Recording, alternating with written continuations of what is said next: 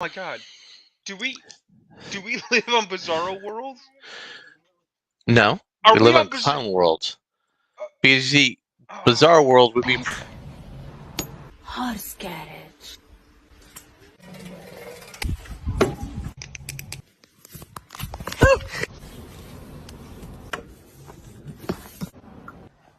Pantlia. Horse carriage.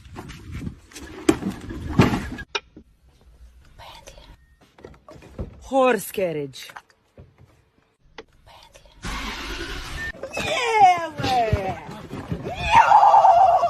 horse carriage. What in the world was that? I can explain this. So that broad in the fancy car does videos where she says something sexy with like an ASMR voice, and then usually shows you like a how-to on making some sort of fancy drink or some shit. And none of them work. People make fun of it. This was clearly her talking about fancy car. Lyrics coming at you at supersonic speed. Some of them are doing on a dang old human, man. Boy, I tell you what, I get a goddamn superhuman, innovative, animated dang old rubber so that anything you say is ricocheting back at you, man. Devastating more than ever, demonstrating how to get a dang old audience to feeling like a levitating, faded like a farmer's can, man. I tell you what, haters getting worked up, complaining hot like propane, boom, how splitting them facts, man, spinning them rhymes like a dang old tornado, jib-jabbing like it just ain't no thing. Why be a god and not a dang old king? Boomhauer, I didn't understand a word you just said. Yeah, but that was amazing. I've seen that before. That was pretty amazing. But the other one that I saw was someone with a Donald Duck puppet doing the exact same things that woman was doing on like a mid cost Audi or some shit. But the point is that what I loved about that little clip you showed was I like when she's fucking with the hoof and the horse almost kicks her because he ain't got no time for this bullshit. Yeah, so I saw that and I watched it like 4 times in a row just laughing at it. Because I loved it so much. I've got to ask my friend. There's one with there's one with the gun ranch dude. Demolition Ranch. Demo Ranch. Yeah, I saw his. Yeah, there's one that he does where it's just like guns falling everywhere. It was the intro to his most recent video this week, I think. Real quick, this is a very serious show, guys. Regardless of what we open up with, this is a very serious show. And we have very serious topics. One of which I'm just going to throw out there right now. Ayrton, if you don't mind, do I have to read this? You should read this. Okay, hold on. Oh, this. All right. So, isn't a wizard just a warlock whose patron is books? To be honest, there's literally no fucking reason. By my anger, you hold motherfuckers went out of your way. Let me finish reading. I will mute you. I will mute your big ass. All right. So, to be honest, there's literally no fucking reason D&D needs wizards, warlocks, or sorcerers as separate classes. They're all, quote, arcane magic guy with no meaningful difference between them besides which stat makes their spells hit more, which could easily just be a build option on one class if WotC had any ideas how to design a game. Fuck, I'm unreasonably mad now. Sorry. You all fucking right, knew. You fucking knew that I saw it, and that I had shared it, and I had discussed it with people, and I had put it away, and I wasn't going to be mad about it anymore. You found it, and you put it in your pocket, and you waited. I did. You waited. I found it, and I put it in my pocket. Because you and knew. I petted it, and I loved it, and I nurtured it until it grew into a raging ball of hatred deep inside Rune. Because the thing is, when I took it to other people who are similarly knowledgeable like myself, they were actually much more reasonable. They were like, oh, well, you know, it's kind of true. It's like 10 words. It's like, no, it's not. It's fucking wrong. It's a fucking lie. It only applies in 5e, and you're playing into WotC's fucking hands. Because they've been trying to push this. Right. They've been trying to push this narrative of divine, arcane, and primal magic for 15 fucking years, and it's fucking bullshit. Okay? Look, all divine casting, all clerical magic comes from disparate intermediate deities. Okay? It does not come from one all-perfect divine source. And all the spells are not the same. They're not expressed the same. The people who do little wooge and wiggle their fingers and throw around items aren't all doing the same motions. Okay? Wizardry is schooling. It's academics. It's fucking science and alchemy. So books. Okay? Well, no. You see, there's a tome feature in Warlocks, so a Warlock can have a patron and also get power from books. Right, but the thing is that a Warlock specifically, let's remove all the fancy names for it. They cut a deal with Satan, or a fairy queen, or a great old one, or a great old one. There's a range of other creatures, Larry, but the point ultimately is they made a bargain with something awful and wrong for power they shouldn't have. Okay? And they don't really get a whole lot of power. And they will fucking pay for it one day. All right? Right? They don't really even get a lot of power. The Warlock's an underpowered class, and it's kind of bullshit. And then a sorcerer specifically, it's in the text, if people are paying attention, is the sum total of a breeding program. They're eugenics wizards. Okay? You can say all you want about random chance and dragon lineages and all that. They made them with a plan. Okay? But the magic comes from different sources. It's approached in different ways. All the magic is different. Okay? To say that they're all arcane guy is to remove what makes those classes interesting. It makes the game more gray-paced, not less. You want to bitch about, well, everybody has magic powers now. Only in D&D 5. And only if you're a fucking idiot. And only if you play it like WotC tells you to play it. Read a fucking book besides the one stapled to WotC's dick. Wow. That was better than I thought it was going to be. You see, I have something else I'm going to bring up once Ayrton gets back. That's more positive. I figure Ayrton just has that mic muted and he's just laughing in troll. He's just sitting there kicking his feet back going, I don't have to do shit. I mean, I would, but I would ask... Actually, I had to take my dog out and I could hear you yelling from my headphones at my door. So Ayrton, that link I posted there, the last one, can you pull that up and play that for the people? The most recent one you posted? The most recent one. Okay. You know, it's actually funny, Larry. You and I have been talking about ways to do cheese and magic and bullshit in Amber for a couple of days, right? And it's like I don't get mad about Amber. I don't get upset if things don't work the way I think they do, or if they work in some more uniform way, because that's just the way that game functions, right? Yes. I only get this upset when fucking dipshits take their hot takes about D&D because they've clearly not done any of the reading. Hold up. Let's play this and get the sound in here. Okay, here we go. I have a question for the men. What the fuck do you want?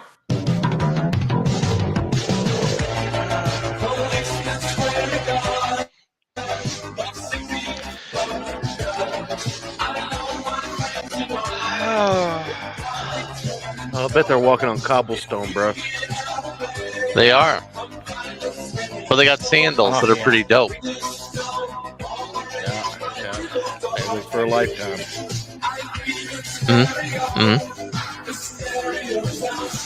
You know, those roads still stand. Many of them do, yes.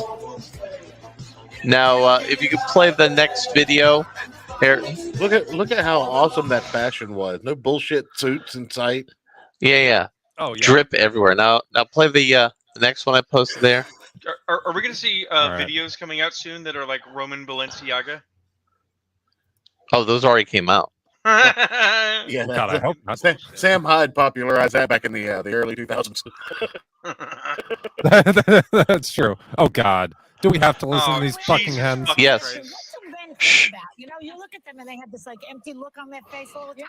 Say, what's going on in your mind? And they go, nothing. Well, now we know. It's the Roman Empire. What is that about? Well, we say that because we don't want you to think that what we're actually thinking about is smashing your face in with a rifle butt. Quickest response I got. Yes. And then Anna, who works here at the show, but it's her birthday today. Happy birthday, Anna. Happy birthday.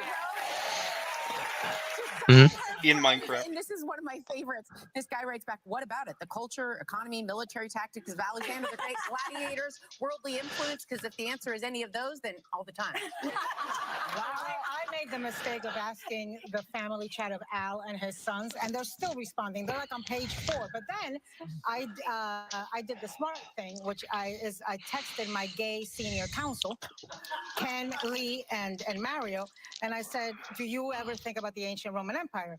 And Lee said, just the Roman boys. Okay, that was kind of now. If you click on the funny. Yeah, now if you click on the next video here, just want to give you a sampling of 3 of the videos.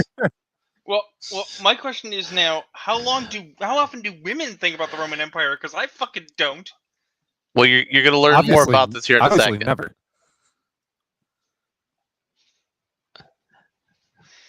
All right, here we go. Oh God, is this a TikTok? No, this is not the TikTok one. All right. More often lately than I would say ever before. That's a weird question. Wasn't expecting that one, but oddly enough, I was actually doing some research on the Roman Empire a few months ago. Just making sure that we weren't. I was just making sure there's a lot of things going on here and around the world. Empires only have a certain amount of time that they can stay on top. So I'm a historian over here, so just doing some research. That's all. Okay, that's all. Now the reason all of these women on television shows are asking that is because it was Friday. It was a slow news day. The alien that they found in Mexico wasn't that impressive, so somebody wrote a news article, and I'm going to. No, we've all seen read it. Feinstein. So I'm going to read it read the news article for the people. Ladies, ask the men in your life how often they think about the Roman Empire. The answer might surprise you. In a new TikTok trend, women describe discovering that their partners and male friends think about the Roman Empire. A period that lasted from 27 BC to 476 AD.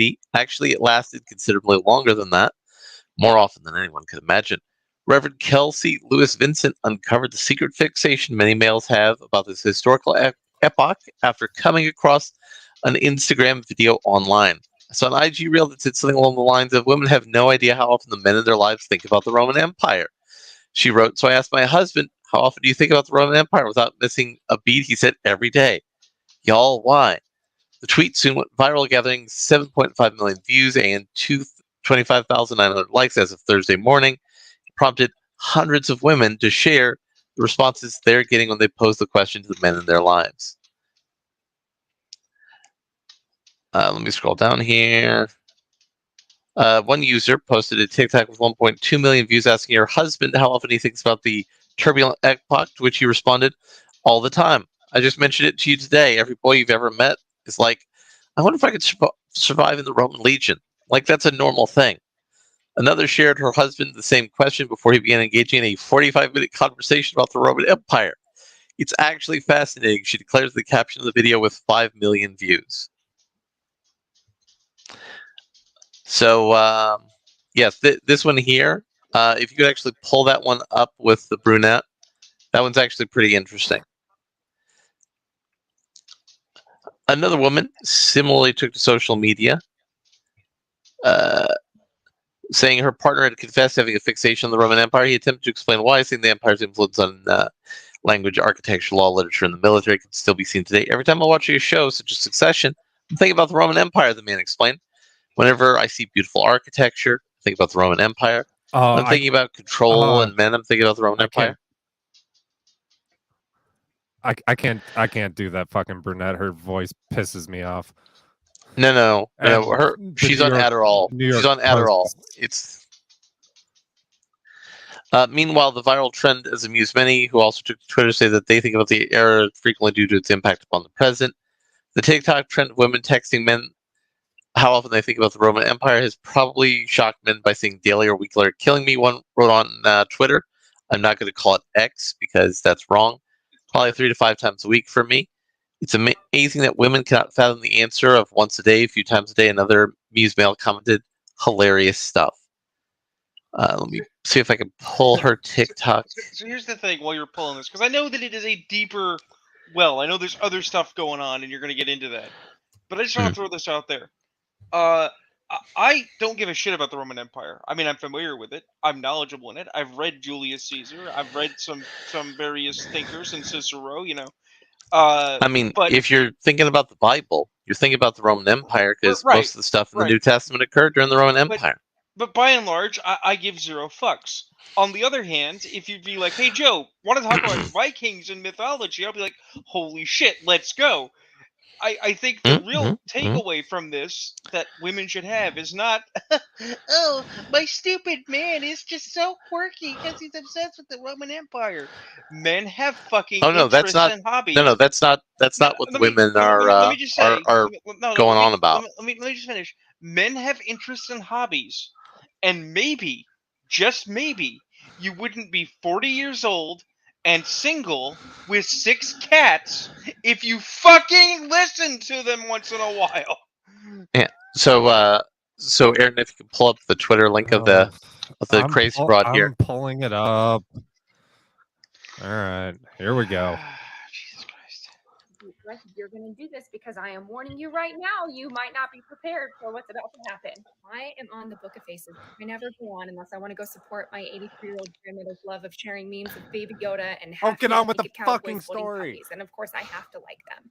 And I come across this meme. It says, I saw an IG reel that said something along the lines of women have no idea how often the men in their lives think about the Roman Empire. So I asked my husband, how often do you think about the Roman Empire? And without missing a beat, he said, every day. I thought to myself, who are y'all married to? My husband doesn't think about the Roman Empire. We've been married for 16 years and he's never once brought up the Roman Empire to me. And so I needed to know. I needed to debunk this meme that I just saw in the Book of Faces. And so I walked into the kitchen and I see him in a flow state sitting on the computer working. Normally, I don't interrupt those flow states because we both have ADHD. And I know the moment that you're distracted and you start talking to someone else, especially if it's something that you're interested about, which he's not going to be because he hasn't talked to me about the Roman Empire for 16 years, but I normally don't interrupt those flow states. But then I needed to know. And so I said, hey, babe, real quick question. As I slowly sat myself down into the seat, he said, yeah, babe, what's up? I said, just a quick question. Do you ever think about the Roman Empire? And he smirks. And without skipping a beat, he says, I mean, not more than like once a week.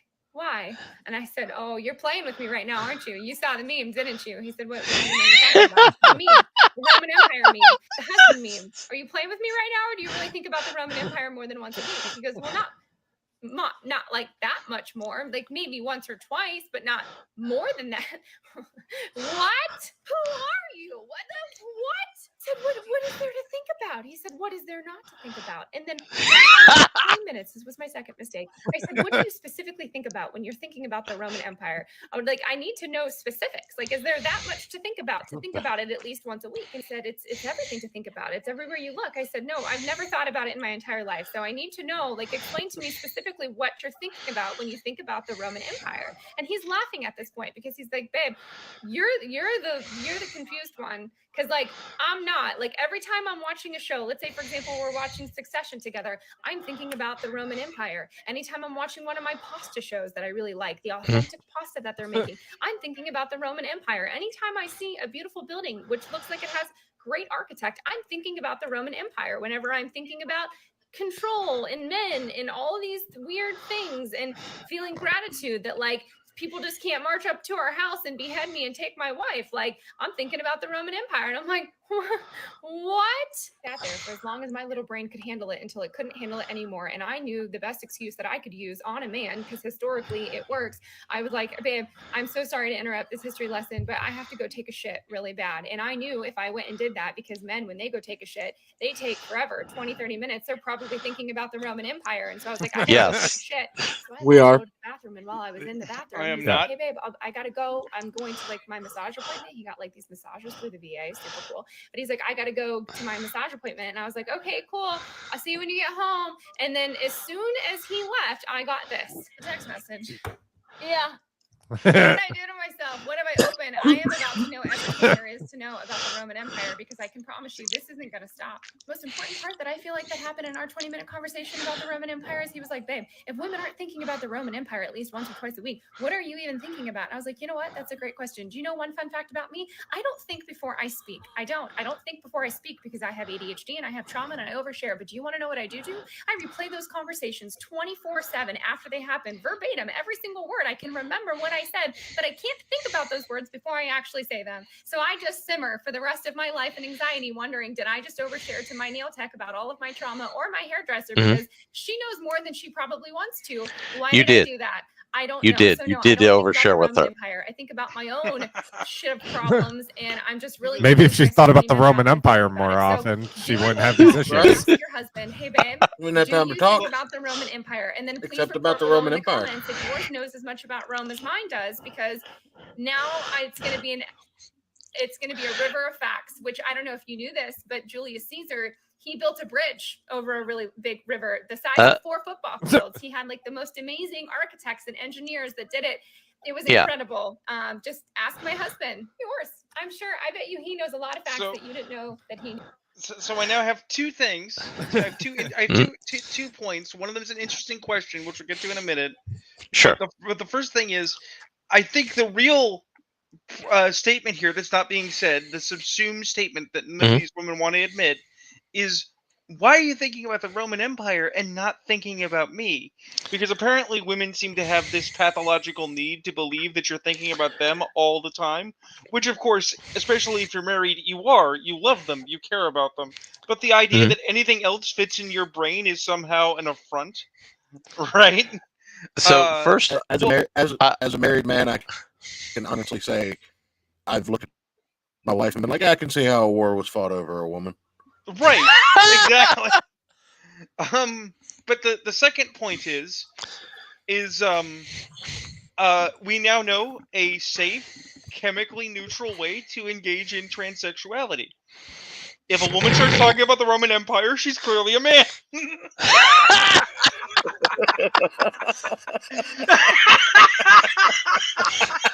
That's it. In the show. We're not going to top that. It's over. We're done. Good night, everybody. We're done with this. New T-shirt design. Yes.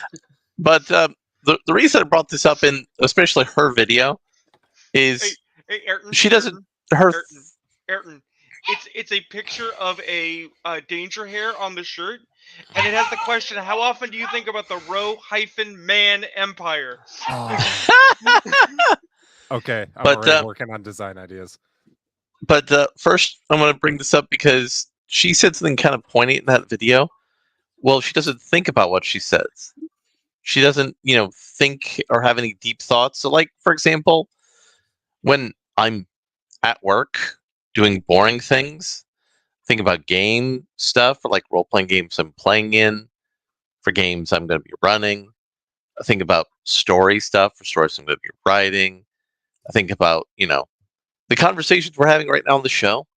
I have a version of each of you in my head that talks about the things that I look at on links that I send in the private message group. And I imagine what the conversations sound like. I think about all of those things. And then when my mother mentions to me, oh, I'm really mad that your dumb cousin asked a bunch of questions about your dating life, and I want to be angry at her. I said, don't, because she's pointless and worthless. Why would you be mad at that? This is a perfect thing. Yes, you did, Commander Classified. You showed up at a great time. This is just a perfect little illustration of the inner lives of men and women and how they're different, but also how some men have rich inner lives with inner thoughts that you don't engage with other people with. I think I brought this up before on the show, but hell, we started this show almost 5 years ago now. So what haven't I brought up? There's a comedian out there, and he describes the difference between men and women's brains perfectly, in my opinion. He said that in a man's head, there is it's like a storage container, right? You go to one of those rent a storage containers, and then they're very organized, very uniform boxes with labels on the outside. And, like Larry was saying earlier, he thinks about, games that he's running. He thinks about conversations for the show. All of those things in Larry's head has a very specific box with a label on the outside. And Larry will go from box to box while he is thinking about things, but he will never put something from running game box that shouldn't be in, I'm going to talk about this on the show box. Like if it's not pertinent. If it is, he'll put it in there and it'll exist in both boxes. But he never lets the contents of two boxes intermingle unnecessarily. A woman's brain is a jumble of wires. And they're all frayed and cut and just sending out signals in different directions. So you'll be on a train of, okay, this is what I'm going to get at the store. This is how we're gonna, organize that when we get back. Oh God, the washing machine's broken. Have I asked him to fix that yet? Are we gonna go see my mother this weekend? And it just goes on and on and on with signals firing off in random fucking directions, and nobody knows what the fuck's going on. And the thing is, and the thing that most people don't know about is that the woman lacks one thing that a man has that makes a man's time the most valuable thing in the world to him. And that is the fact that we have the one box that we're always trying to get to in our head, and it's the nothing box. Yeah, silence. We want to go sit in the nothing box and think about absolutely nothing for as long as humanly possible. Well, see, here's the thing. It's actually biological. We put on our smart guy hats for a minute. Men, we'll start it this way. Human beings, though we're omnivorous, are predators. Okay? Men do the hunting. It's always been the thing. That's cultural subdivision is instinctual. Right? So you gotta have multiple levels of thought simultaneously. So on one level, you're thinking, all right, hold still, wait for the animal to come by so I can hit it with the arrow. Right? And on your other level of thought, you're thinking baby shark, do, because otherwise you'll go insane. Right? Yeah. So in a modern context, we've retained that trait. Our brains are too busy, so we gotta fill that space or we will lose our shit. Unless we can get to the empty space and just be calm. And that's what that's what Larry and I were talking about there. Like I said, he talks about how he thinks about game and show and shit like that. Well, I think about topics for the show. Or the other day I was fucking around and I was reloading a roll of transfer paper onto a giant machine, and the whole time that I'm handling this equipment that could possibly kill me, I'm thinking about magic card combinations in my head, and I'm on autopilot, handling these, handling all this fucking heavy, because it's just so normal for me after working this job for as long as I have. And it's just like, okay, well, I don't really need to think to do this. So how can I make as many crabs as humanly possible in a game of magic? Yeah, well, just like I'm. Well, hold on. So it's like, the past 2 weeks, I've been building this haunted trail, and the best is when I'm by myself and I don't need anybody to help me with anything. Like I don't need an extra set of hands. I can just sit in silence, and I'm sitting there, going through, because it's about time I should get a new motorcycle. Mine's getting old and kind of rusty and beat up. So I'm thinking through the various motorcycles I'm looking at getting, the specs on all of them, how they can handle different types of terrain, what they can be used for, what modifications I can do with them. The different gearings, the size of engine, stuff like that. I'm just sitting there just building shit while I'm doing that. Same sort of thing. It's just kind of happening. Well, yet again, when you did it, think about when you did it the first time. Either when you were working with a machine and you didn't want to fuck it up, or when you were working with the really dangerous stuff and you're like, oh god, this could blow up. In that moment, you were hyper focused. Everything in your mind was on that job because you could die, right? Or you could lose a lot of money for it. Now there's a box for it. But then later, once you're used to it, you're annulled to the danger, right?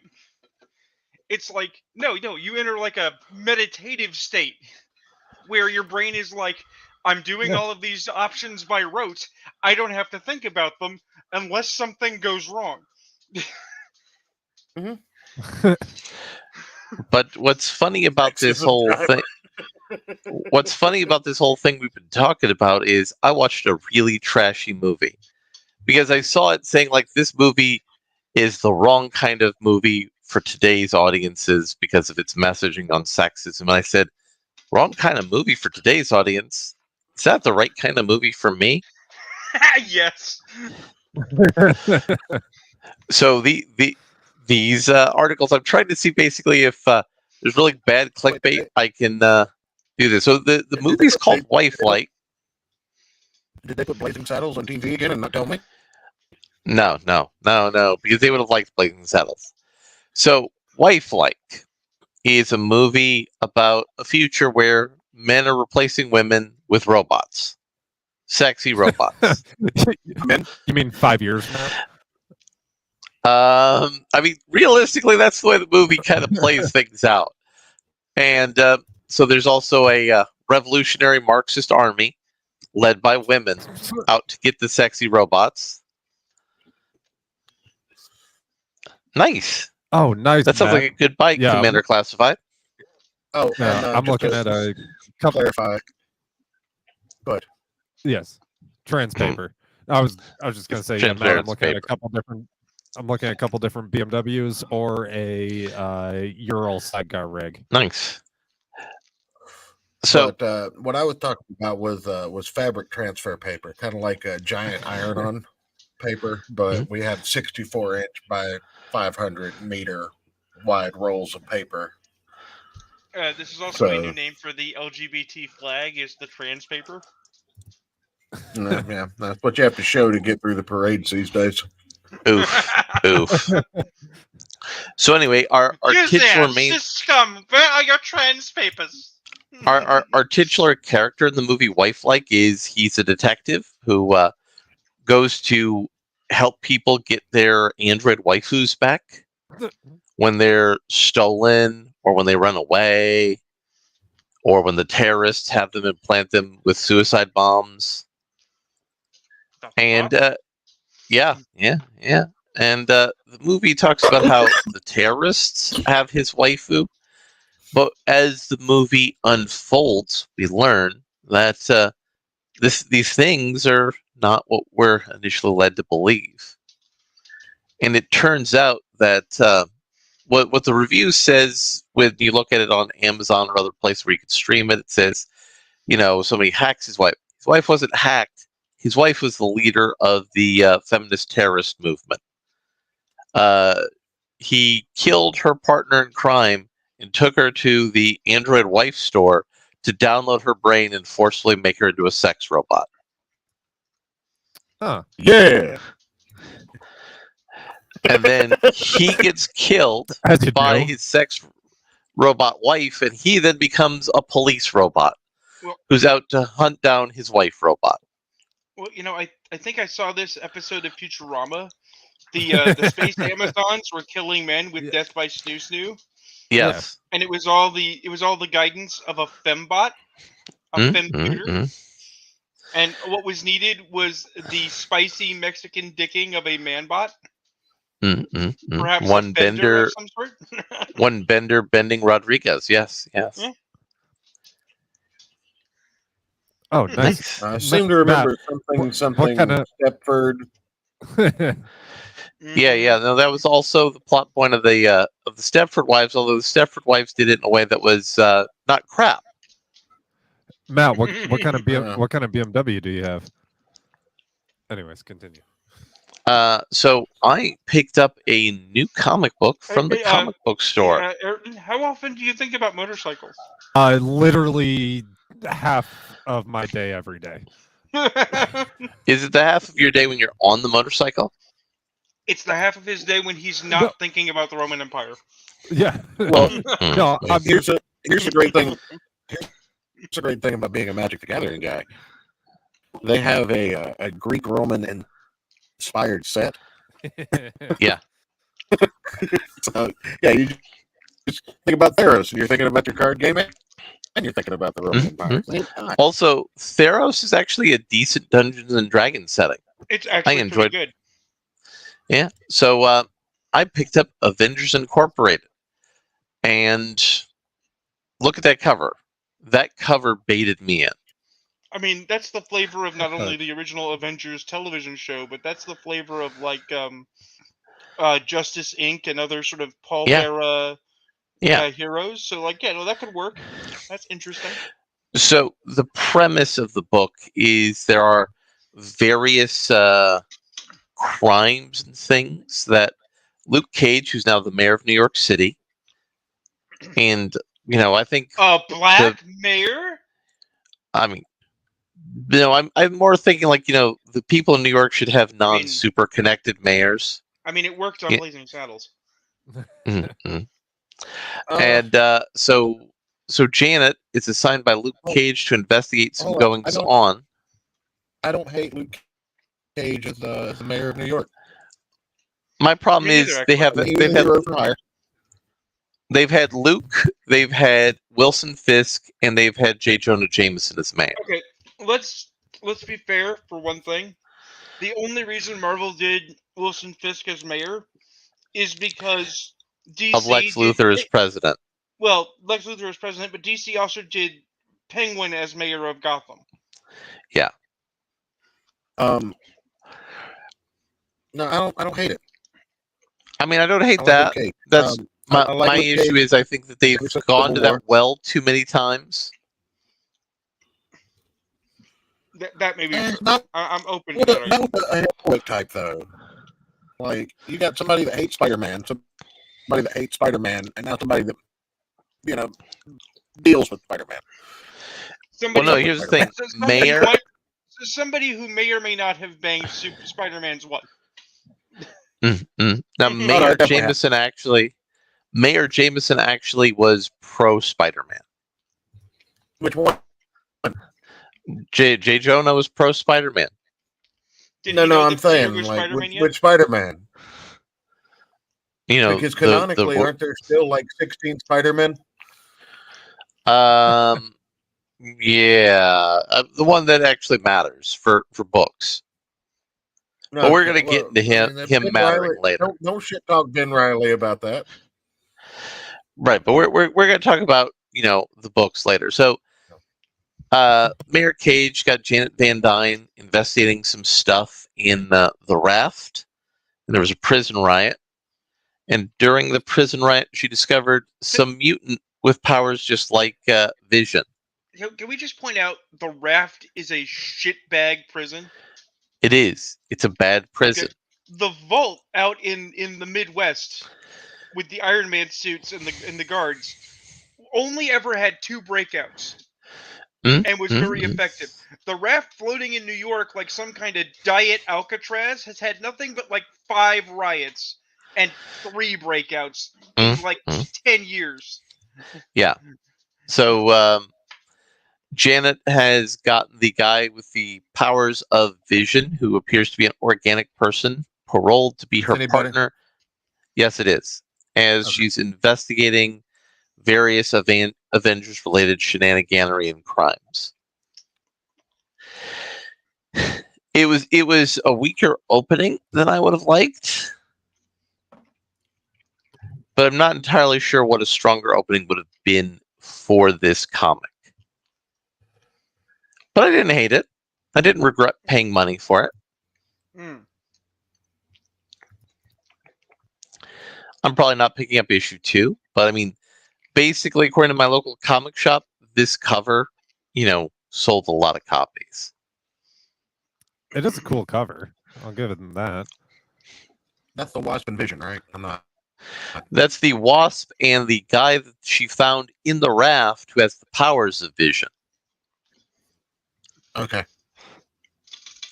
And that is one of the mysteries in the book. Well, here's an interesting thing that I think actually is ground for a lot of conversation and probably the Church Minute or a commentary by Papa Church.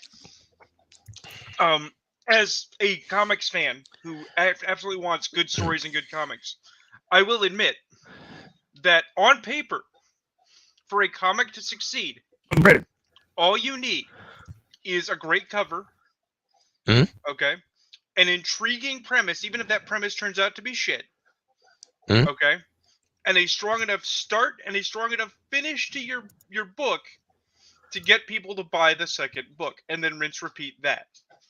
And the reason I say that is not because I like that idea, okay, but at some point we're going to talk about Peter Parker is now the Green Goblin, okay?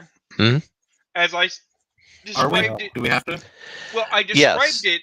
I described it in our private chat as Superior Spider-Man 2, because that's basically what it is. It's let's make Peter Parker various villains because we don't have better ideas. I actually have a better take on that when we get to that point.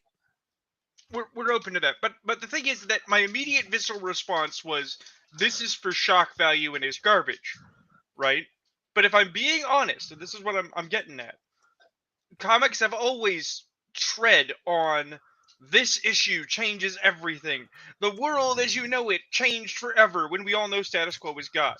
So on some level, you've got to break that that cynicism, that apathy, somehow. Like, that's the goal, right? But if you can't break it, at least sidestepping it's not half bad. If you say that this book looks interesting enough to buy it, okay, it is not good enough for you to buy a second issue, but might be good enough for someone else to buy a second issue, that's actually mission accomplished in a certain context. Yes.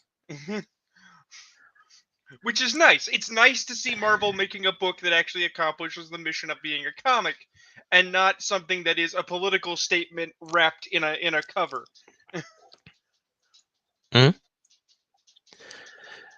So, we also were going to review the Amalgam comics in honor of the Amalgam anniversary, and I believe we're forestalling that a week though. Okay. Yeah. So we don't want to talk about that. So then we're definitely gonna have to talk about Peter Parker's. What was that? Now you're roboting. Yeah, now you're roboting. It's terrible choice, guys. It's either we talk about the Amalgam universe and you guys aren't ready, or we talk about Peter Parker being the Green Goblin. Well, I want to open up. I want to open up with something before we get into that. Hold up. You boy got you. Oh wait, no. I was just gonna say, or we can talk about an orangutan chucking. Yeah, your mic sounds like ass right now. Yeah, your mic sounds bad. Does it? But I got some. Yeah, it does. So I got something here that Valerie Diorio brought up. Forget women and refrigerators. Has there ever been any superhero more preyed upon than Robin / Nightwing / Jason Todd? And I'm not just talking about fan fiction. I mean, take Wortham's view that Dick was involved with Bruce. Bruce had good intentions. It was just a freaking terrible idea to take on a boy sidekick. And didn't Talia in the comics basically have a physical relationship with the technically underage, albeit revived from the dead, Jason Todd? Yes, she did. She also raped Bruce. Killing Joke is slammed for insinuated assault of Barbara Gordon, i.e. implied rape. But Joker similarly insinuatingly assaulted and abused Jason Todd. Is pretty much accepted as a cottage industry. Then you have copious Robin, Nightwing, Jason Todd fanfiction where he's been assaulted, exploited, and every damn thing you can imagine. Fanfic, by the way, mostly written by women. I'm not saying any of this is official or non-official comic book material should be censored or anything, but it's interesting if you look at it from the other side of the coin. To which I brought up to Valerie, Dick was raped twice and mocked for it, including by Devin Grayson, who raped Dick with her fan insert character. So we take a look at the context of this on the one end, and yeah, right there is the starting point before Dick gets raped. Remember, the official terms, according to DC, is non-consensual sex. It's not rape, guys. You can't rape men. Devin Grayson, who is a rape survivor, apologized for saying this. And later on, Gail Simone had the character that raped Dick Grayson get raped by a vampiric clone of Dick Grayson. That's not better, people. No, it's not better. Do you know of the core Bat Family characters, which ones were not raped or involved in, prostitution? Damian Wayne. Answer none of is it Alfred? No. It's Damian Wayne and Stephanie, who is the female Robin. Those are the only ones who have not had some explicitly stated sexual assault in their character backstory. Wait, Look, Alfred? I haven't. Yeah, Alfred was British, so there's rape in British boarding school. Well, that and the implication. So he's out there raping everybody. Here's the thing. Back in the day, back in the '60s, they used to imply that Robin and Batman were homosexual because of the Adam West TV show. And how campy and it was implied before that in the whole Seduction of the Innocent era in comics. Right. And it's bullshit. We all agree it's bullshit. I think the implication is given but never stated that because Alfred is a lifelong bachelor, if not widower, because I don't recall if they've ever said if he had a wife, right? And that he is dedicated to raising a young man and then supporting his war on crime, that Alfred is some kind of poofter. They just haven't had the balls to say it yet because people love Alfred because Alfred's fucking great. And people were very angry when they killed him for no fucking reason. Right. No, man, Alfred's plays spoon. Like, The joke for anyone who actually does read Batman comics is that in his youth, before he worked for the Waynes, Alfred was 007, which means he was all over it. Mm-hmm. And now we take a look at that, and then we apply on the flip side. We have Spider-Man in a virtual cuckolded situation, now possessed by the angry spirit of his arch nemesis that wants to murder the man who's stolen his wife from him. Right. Which is a giant middle finger to the fans. Well, wait a minute. Let's not forget the other step that needs to be mentioned here. He's being controlled. He's being controlled by the mind of his nemesis, who we are also told slept with the first girlfriend he had. Yes. That was then murdered. But they've retconned that. Peter Parker. Is there anybody in Peter Parker's senior year who's not going to be Venom? That's a good question. But my point is here, let's be real. Batman makes money. Spider-Man makes money. Why are these people not protecting their moneymakers? Because they honestly don't realize that if the IP fails, it will kill the goose that lays the golden egg. Their minds, in my opinion, are on the machine, kind of like the sort of the industrial military machine, like we all think about. You do a couple of years in private, you do a couple of years selling military, and then you transition to the government for a couple for your block, and then you retire with a fat check, right? Mm-hmm. These people are thinking, okay, I'll do a tour in the comics, I'll make some shitty books, I'll get enough attention, they'll pick me up for Hollywood, I'll make a couple of movies and retire super wealthy, right? Or I'll get to be the next super director. That's what they think is going to happen. What they're not realizing is, like, if you burn because this happened in Star Trek, and this is happening in Star Wars right now. If you burn the cottage industry that moves product, the parent IP dies. If you kill Spider-Man, if you ruin Spider-Man to the point no one wants to touch it, right? Then Spider-Man movies, Spider-Man books, Spider-Man TV, Spider-Man merch, all dies. And if it all dies, all of your opportunity to move into Hollywood dies. It's an unsustainable model. You get nothing because you fucked it. And when we look at something, this is my one statement regarding all of it. Yeah, it is both fake and it is gay. If we look at Nightwing, we're having him being sexually exploited as a character in the Harley Quinn show again, and they've actually referenced his rape in the Harley Quinn show, not explicitly as rape, And but they then- reference the event. And then, because it's worth mentioning, in their advertising, they mock fans by saying that we're the ones obsessed with his sexuality, and we're the ones upset that these things happen to him. Mm-hmm. Right. By the way, do you know what happened to Dick immediately after he was raped? I believe, well, he had to recover from his arms being broken, but what? No, he got mind wiped, and he had amnesia for a while, and then he shaved his head and he called himself Rick Grayson. Right, because it's standard operating procedure that rather than actually address a problem, we just wipe it and forget it. I'm waiting for him to wipe and forget that Bobby Drake is gay too. But we're gonna talk about the man. The character. We're gonna talk about the man who's responsible for all this problem and many others in comics, Dan DiDio. Dan DiDio explains to Mark Millar how he went behind editors to deal with talent when he took charge of DC Comics. Well, in other words, instead of... Well, I want to bring this up because I think this is pertinent. Remember, it's Dan Dodo that said Harley Quinn and Ivy are gay, and then used his position as editor to make that official. Yes. Yeah, but yes. Porn out of it, though.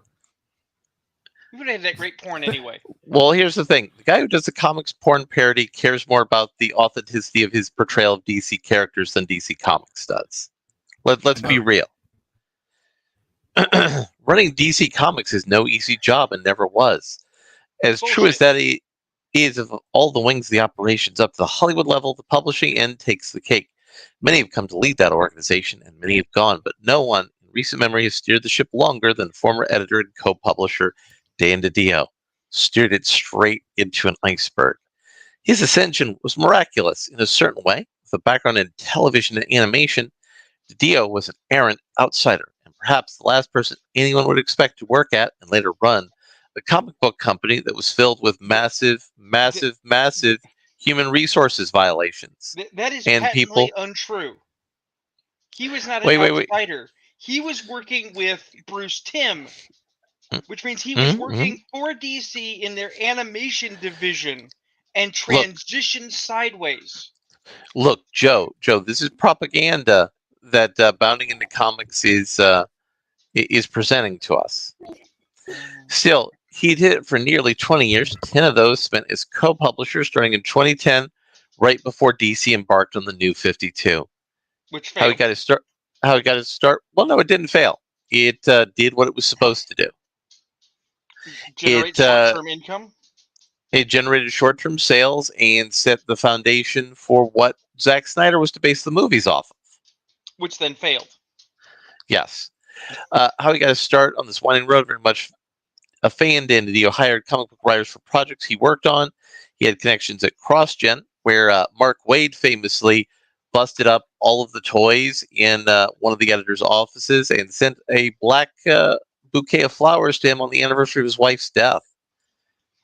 But his sojourn into mainstream comics began in earnest until he took an impromptu meeting with former DC President Paul Levitz. In some ways, I broke into comics by going on a blind date.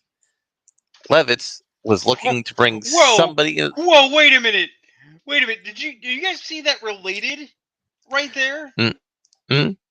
Alan Moore says that fucking Dark Knight Returns is sub-fascist and was a quote a little bit too Birth of a Nation. Yes, and the hits yes, just he keep did. coming for Treebeard. Yes, Levitz was looking to bring somebody in who had comics knowledge but scant industry experience. So, in other words, what you're saying is you want someone to run your company who doesn't know how to run your company. That's very interesting. Well, more importantly, can't challenge you when you try to fuck up the company. DiDio was looking for a job in the New York area post 9/11. A connection at Warner Brothers Animation introduced the two, and the rest was almost history. Yeah, that DiDio explained to Mark. Bruce Timm. Yeah, DiDio explained to Mark Millar in a live stream. You guys don't read that as looking for Fall Guy? At the time, there was a lot of friction between Marvel and DC, and they felt they weren't competing. So look for someone to come in and sort of shake it up a little. And I guess Paul, and I brought a couple people in before, it never really worked out. And the problem was nobody had ample comics knowledge. So when they say there's a lot of friction between DC and Marvel, that's called Joey Q started shit because Joey Q thought Amalgam was bad. There never was depth of knowledge, and I had a pretty deep. Did nothing wrong. Except for One More Day. No, he did all sorts of things wrong. Literally, the foundations for the destruction of Marvel comics that we're all living through was built by Joe. They never had the depth of knowledge, and I had a pretty deep knowledge base for the comics, and I was always working on the edges. Didio continued. He had 6 interviews with Levitz before his writing career, which included his work on DC at the time. Levitz had realized that Didio was co-writing Superboy. This led to a funny moment of checking issues on his office spinner act, but Didio went further to prove his bona fides. As he tells, he broke down the first 5 years of Marvel in terms of structure. I've been one of those weird kids. I didn't enjoy comics. I enjoyed the business behind comics, which is why I decided to ruin it once I was put in charge of it. So, Ayrton, I believe you have the perfect image for this. It involves an alien. Oh, I need to put that back up? Yeah. He added, and I always loved reading the behind-the-scenes stuff. It's a life-size photograph of Dan Didio with his skin off. Yeah, and I had to take the article link down. Bounding into Comics was fucking sucking my entire internet bandwidth. I hate that fucking website. It is the worst. Yeah. Yes. Yep. Yes. He added, and I always loved reading the behind-the-scenes stuff, and I would look for those sales boxes and write down the numbers of what books sell well. I have no reason why I did it. Maybe you would have done it to make the books when you were running the company sell well, but you didn't, did you, Dan? Found it interesting that I always followed the sales. Despite all that, Dan Didio didn't have a job in the office just yet. Levitz eventually brought him on as the VP of editorial, which Didio revealed to Millar meant absolutely nothing and didn't exist before. It was a new position created for the sole purpose of helping the future publisher integrate himself in the company and learn the lay of the land. However, as glad as he was to have the job, it wasn't the best experience. I got the job for a year, and it was wonderful to be working at the comic book diplomatic, but I didn't want to get out of there as fast as possible. It was rough. I mean, just as an outsider trying to break in, it was a very tight-knit group at DC at the time, and it was not a pleasant situation at the time. This was during the time in which, there was sexual harassment. There was Ethan Van Sciver posting Nazi memes online. It was a mess. Oh, and, getting his initials tattooed on his chest in the form of a swastika. Yeah. There's infighting, and Didio admits that he was woefully unqualified and ready to resign. He always wanted to be like Stan Lee in a way, but he didn't have talent like Stan Lee did. Yeah, we like Stan. Stan was friendly. But once he saw the graphs on the other side, Didio thought it was a little scary on his way out. He suggested changes to Levitz, who responded by making him executive editor. So in other words, what you're saying is you didn't do your job well, and your boss promoted you. To where he could do less harm. Well, no, more harm. No. That's the Dilbert principle. The Dilbert principle, even if you don't care for Scott Adams, is rather than the Peter principle, where your boss did your job for 40 years and knows its in and outs and can give you guidance, now the least qualified are promoted to where they can do the least harm. Management. Because management has to answer to other management. After 2 years, he had a better idea of what he was doing, but he still had trouble breaking up the rich establishment. Did they lock him in a supply closet covered in glue and say read comics until he figured it out? No, they didn't, unfortunately. No, that would have worked. Creators who didn't write books that sold were hung up on what somebody across the hall was doing. Employees also got free comics, which Didio found out they wouldn't buy otherwise. It's because you're not paying them enough money. It's called they're poor. They're making poverty wages, so that's why they're not buying comics, which, you should have, done something about. Everyone grew complacent, and it wasn't writing for the consumer audience. Wait. Are you implying that perhaps a comic company, say in the hands of an editor with ideas, that really wanted to, say, shake things up and make a lot of money in a very short amount of time and scare the competition, could, say, start an imprint or a short run promotional where they offer comics say perhaps on some kind of cheap newsprint, possibly in black and white, and sell it for, say, half the cost of a comic on the regular stands. Yeah. And that average people on the street who don't have access to fancy poly super shiny comics in a comic shop could get this on some kind of central location, like, say, a wire rack at a grocery store. I mean, we can get into all those problems with the business model later. Sure, but I'm just saying. You're talking about how Dan DiDio couldn't do his job right and didn't have any answers and had to somehow learn it because he's some kind of autodidact. When the answers are fucking obvious and right in front of you. So his solution to be consumer oriented was bringing Hal Jordan back from the dead. I'm kind of retarded. And the Hush storyline, and care about, and making friends with comics journalists. So sucking dick. Yes. See, I'm going to jump in here real quick and say that on the Hal Jordan front, as and I'm a pretty big Green Lantern fan. Oh yeah, sure. On the Hal Jordan front, bringing Hal Jordan back from the dead was no worse than what they had been doing to him, making him be the Spectre. Right, but, what if they didn't do that either? Well, then it wouldn't have... What I'm getting at is just because the thing that he did was a pile of shit, it did draw for a little bit because he at least undid another pile of shit. It is the least bad peanut on a nutty turd, but it's still on a nutty turd. Basically. But here's the thing. I don't think DC watches our show.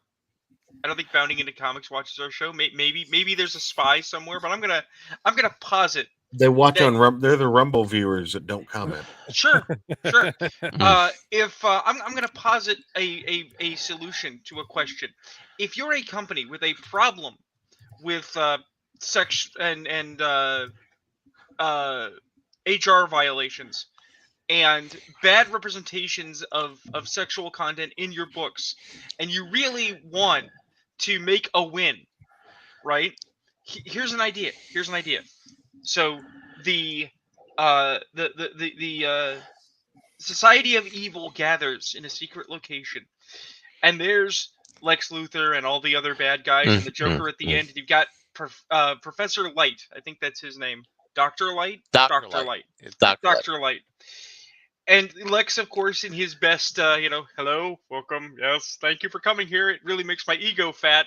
Is like, I'm glad you could all be here. And first thing, before he does anything else, he pulls out a ray gun or a fucking cannon or a giant gun. Because I assume Dr. Light's got weird shit going on and might need a super gun. And just blows Dr. Light's fucking head off. And when everyone goes, what the fuck? Well, I have Lex point with his open hand at the Joker and say, I'll work with monsters, dictators, villains, thieves, but I will not work with degenerates. Because while we're talking about Dick Grayson got raped and that was somehow I will gamble with them, though. Yeah. But somehow we're okay with, and even when we're not, with the idea that Dick Grayson got raped, and that's awful, right? Because a woman author did it. We're going to be mad at women authors for this, right? But Dr. Light raped a superheroine. Yep. And has never been punished for it. Oh no, he was. He was punished. That was the whole point of the identity crisis. I don't give a shit about identity crisis. Why is he still alive? His well, ass should be dead. It's because he actually got murdered in Identity Crisis. Oh, well, I mean, good job. Is he back? Because that's a character that should be on the... Yeah, see, that's the thing, though. When we talk about fridging characters, that's a character you should fridge. All right? But, he crossed an event horizon of abject evil. He was too bad to redeem. Get rid of that shit. That scene was intense. It was vile. And then that character went around wearing it like it was a badge of honor. Oh, you guys fought Superman, but I fucked a superheroine. He was awful. Mm-hmm. But I want to get to the punchline. That's how you silence your critics who want to go on about how you mishandle sex in comics. Okay? Oh, they don't care about that. They don't care about that. Of course they don't. Nor do the critics. Because they're fucking the punchline, idiots. though, is you think you're working together and you're not, said to Dio. I think that's worse, but he had a trick that helped him. He went straight to the talent and circumvented the editors. We noticed. We noticed. Yeah, we noticed. Dio and his pool of creators he worked with personally comprised of Jeff Johns, Judd Wittick, and Greg Rucka. The group oversaw primary characters and the teams. Because of that, we were able to run a continuity because we were working together underneath it. Strangely, the editorial staff listened to the talent better that way when they listened to their boss. In other words, you listen to the person who is powerless because you knew that the boss would just overrule them. More interestingly, you didn't actually change the structure or perhaps encourage the structure to work better. And he just worked around it. And most importantly, did not inspire trust and loyalty in the structure, but you subverted it.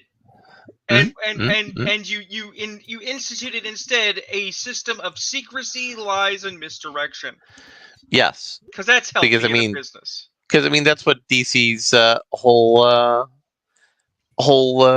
HR department's like.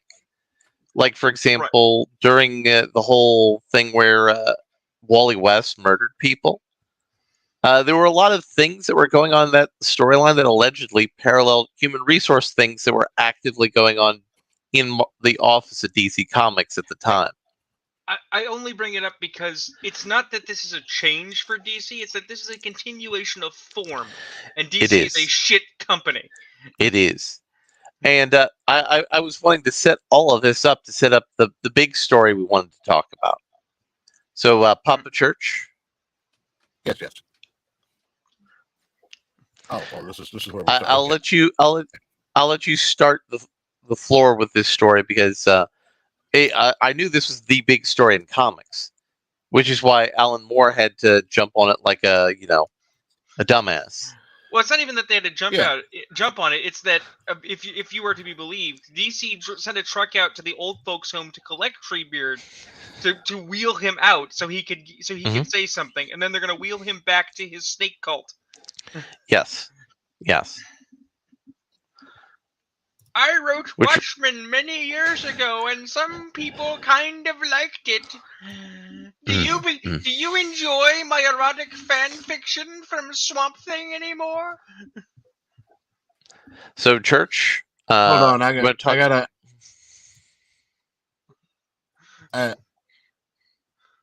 find out the tab that the audio is playing through. There you go. All right, so here we go.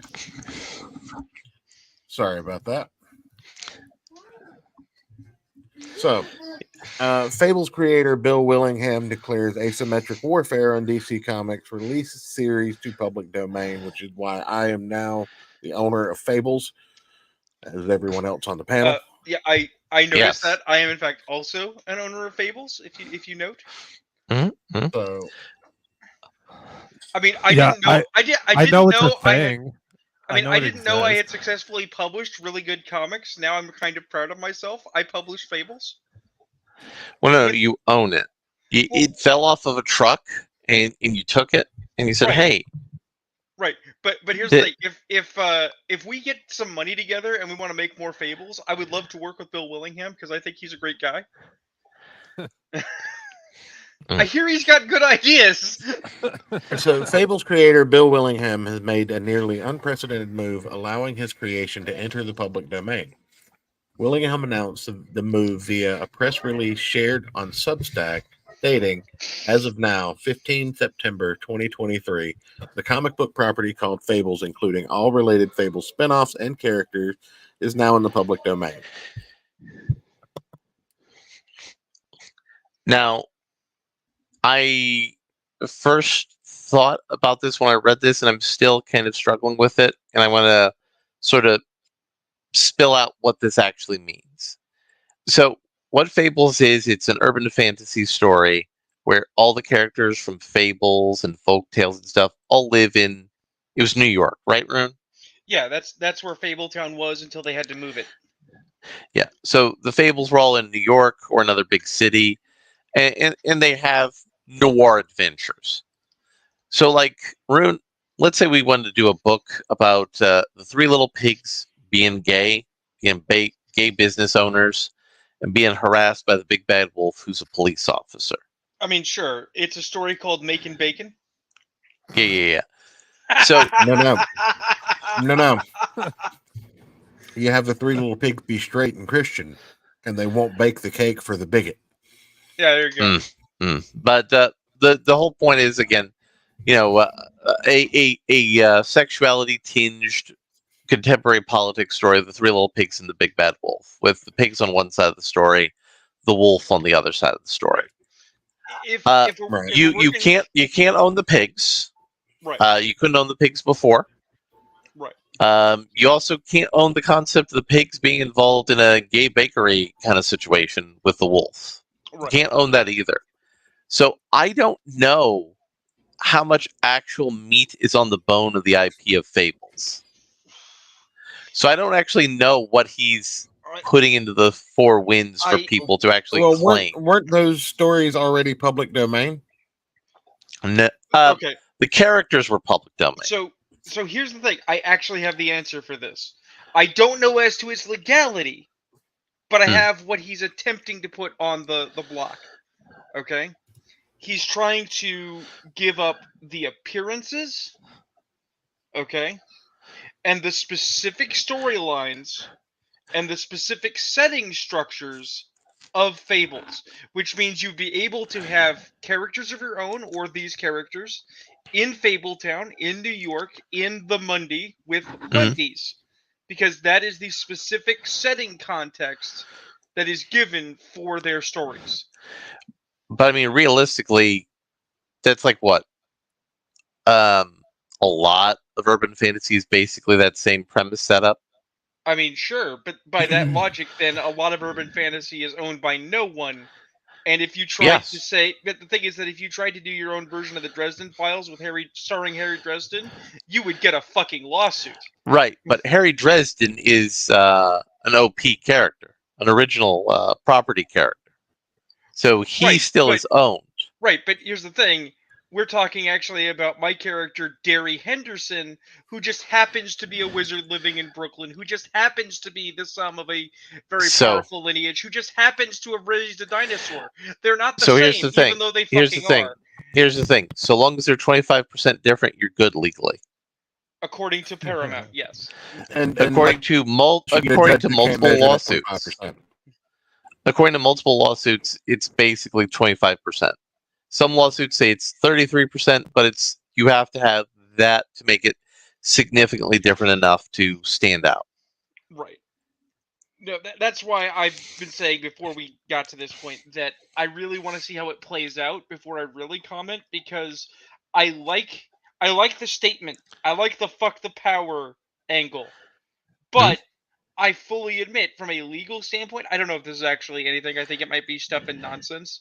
What I find more interesting and thus more offensive, and hence why we've been making fun of it, is how people have responded to it. The fact that they had to roll out Treebeard to say, I think we should give all of my money to BLM. Like that's going to do anything. Now I'm going to want to read Bill's comments that are the core part in this Bounding into Comics article. Okay. Since I can't afford to sue DC to force them to live up to the letter and spirit of our longtime agreements, since even winning such a suit would take a ridiculous amount of money out of my pocket and years out of my life, I'm 67 years old, and I don't have the years to spare, I've decided to take a different approach and fight them in a different arena inspired by the principles of asymmetric warfare. He added, the one thing in our contract DC's lawyers can't contest or reinterpret to their own benefit is that I am the sole owner of the intellectual property. I can sell it or give it away to whomever I want. He goes on to answer question. Oh, go ahead. He goes on to answer why he made this move, which is partly due to his feelings on copyright and trademark laws being broken and his desire to fix the system by leading by example. But the majority of the press release is dedicated to calling out bad business practices by DC Comics. When honest people occupy corporations, they often do the right thing. When those honest people are replaced by low-character thugs over the span of years, the corporation becomes incapable of doing the right thing, Willingham said in a tweet to one of his fans. So, my question is, does this mean that DC can continue to create and publish Fables property? Arguably, They yes. can continue to print up what they have. He further stipulated that he is not voiding any of the co-ownership rights of his co-creator. So his co-creator can expand on that. Well, see, I can actually throw a monkey wrench into this because it's something that hasn't been brought up, but it's there. In his post, in his extensive conversation. By the way, I read Big B versus Batman. It's shit. It's awful. It's the worst thing I've ever read. But in his extended description, he says that part of the reason for this was they were fucking with him, obviously, on his book, but were also fucking with him about Fables related media that was not the book. And I know exactly, right, like The Wolf Among Us. That's the thing. The Wolf Among Us was very, very popular, made a lot of money. Telltale crashed, but Wolf Among Us is still in the works. Wolf Among Us 2 is coming. Everybody's really excited for it. Warner Brothers is the backer, right? That's DC. And Warner wanted to own it. They were trying to force him to give it to them. Right, but the reason they were trying to force him to give it to them is because, according to him, and your mileage may vary because we have to consider the source, he was saying they wanted to do radical changes to the setting and characterization not in keeping with the character, right? So they wanted to take Big B Wolf, who had been established in the first game, to certain structures and forms and the characters around him, and do wildly divergent things. And while that sounds crazy and sounds like you go, yeah, that's not true, because he's just an angry artist, I direct people, if anyone's paying attention, to the Telltale Batman games, The Enemy Within. I bought all 3 of them. I played all 3 of them. Holy shit, did they do character assassination on Lucius Fox. They killed him off, replaced him with his danger hair, unlikable daughter who's trying to get Batman out of being Batman because he's a super fascist, and they made the Joker a vigilante. At least those are some of the options that exist in the story. Yes.